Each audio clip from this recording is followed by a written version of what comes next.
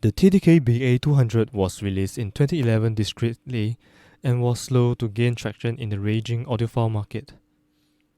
It utilizes a source matching system cleverly hidden sort of in its bulky Y splitter.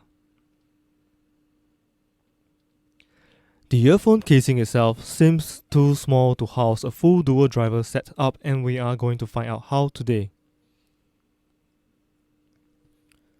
Before opening up the case, we will first need to remove the gold locking ring on the exit hole of the cable.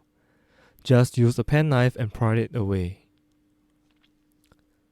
Slide the penknife into the shell part line and pry it open. The shells are held together by clips and will come off easily. We can now remove the wire and driver from the shell. Wow, take a look at all the wires inside. The wires are patched from cable to the drivers and are covered with a heat shrink. We will now notice that there is no crossover here, more on that later. Under the driver is a silicone sound tube to direct the sound to the nozzle.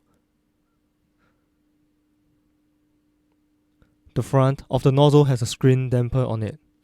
This screen actually acts as a sound damper for the tuning.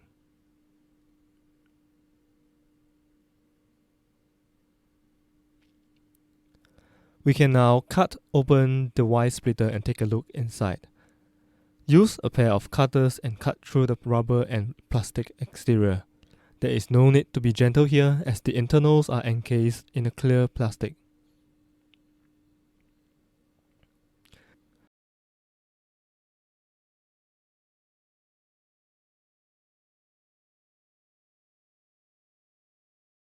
The source matching system ensures that the TDK BA200 sounds the same in whichever source you plug it into, and we wish to be able to replicate something like this in the future.